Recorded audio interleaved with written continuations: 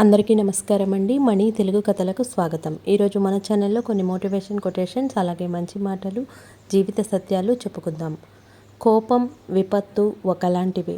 పూర్తిగా తగ్గాక కానీ తెలియదు మనం ఏం కోల్పోయాం, ఎవరిని పోగొట్టుకున్నామని. మన సంతోషానికి, బాధకి, విజయానికి, ఆఖరికి ఓటమికి కూడా కారణం మనమే అయి ఉండాలి.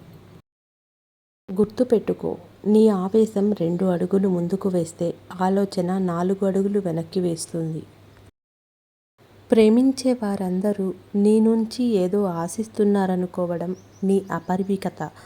ఆశించే వారందరికీ నువ్వంటే అభిమానం అనుకోవడం అవివేకం. ఓడించాలనుకున్నవాడు వెంటపడతాడు, వాడెప్పుడూ వెనకే ఉంటాడు. గెలవాలనుకున్నవాడు ముందుంటాడు, ఎప్పుడూ గెలుస్తూనే ఉంటాడు. జీవితం ఒక అవకాశమైతే వదలకండి, బాధ్యత అయితే నెరవేర్చండి, ఆశయం అయితే సాధించండి, శోకమైతే తట్టుకోండి, పోరాటమైతే జయించండి, పయనమైతే సాగిపోండి. మనల్ని ఒకరు మోసం చేశారని బాధపడడం కన్నా మనం ఎవ్వరిని మోసం చేయలేదు అని ధీమాగా ఉండడమే మంచిది. ఎందుకంటే కాలం అనేది ఒకటి ఉంటుంది, అన్నింటికీ సమాధానం చెబుతుంది. డబ్బు ఎంత బాధనైనా పుట్టిస్తుంది, ఎంత బాధనైనా పోగొడుతుంది. ఎందుకంటే అది ఓ తెలియని స్వర్గం, నరకం లాంటిది. సంపద కలిగిన వాడికి కష్టం వస్తే ఊరందరూ చుట్టాలే, అదే లేనివాడికి కష్టం వస్తే అయినవాడు కూడా పలకరించడు. అవసరాన్ని అంత అలుసుగా చూడకండి. అవసరం చాలా విలువైనది. మరచిపోయిన వాళ్ళను గుర్తు చేస్తుంది, వద్దు అనుకున్న వాళ్ళని అడిగేలా చేస్తుంది.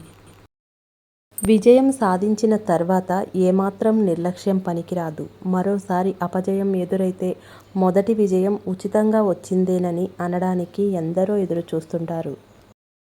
నేనిలా చేయాలనుకున్నా అని చెప్పడం కన్నా నేను ఇది చేయగలను అని ముందుకు వెళ్ళడం చాలా ముఖ్యం. అప్పుడే ఏదైనా సాధ్యమయ్యేది. మనిషికి 2 రకాల చదువు అవసరం. ఒకటి బతుకు తెరువు చూపించేది, మరొకటి ఎలా బతకాలో నేర్పించేది.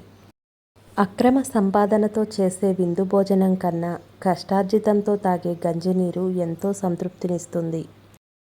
అసూయపరులతో మన అభివృద్ధి గురించి చెప్పకూడదు, ఆవేశపరులతో మన ఆలోచనల్ని పంచుకోకూడదు. శ్రద్ధగా రాస్తే చేతిరాతే మారినప్పుడు గట్టిగా ప్రయత్నిస్తే నుదుటిరాత ఎందుకు మారదు? మనిషన్నవాడు కష్టాలకు దూరంగా ఉండాలనుకుంటాడు, కానీ మంచి మనసున్నవాడు మాత్రమే కష్టాల్లో ఉన్నవారికి తోడుగా ఉంటాడు.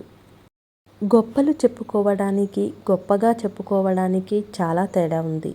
మన గురించి మనమే చెప్పుకుంటే గొప్పలు చెప్పుకోవడం, మనం చేసిన పనుల గురించి నలుగురు మెచ్చుకుంటే గొప్పగా చెప్పుకోవడం.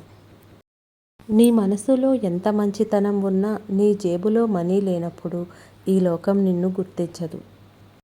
కష్టపడకుండా వచ్చింది మనతో ఎక్కువ కాలం ఉండకపోవచ్చు, కష్టపడి సంపాదించుకున్నది మనతో కడవరకు ఉంటుంది.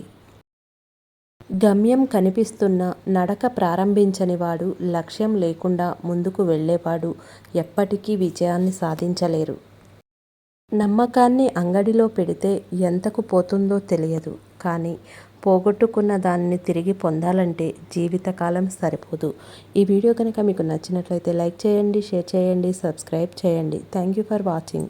మళ్ళీ మరొక చక్కటి వీడియోలో కలుద్దాం.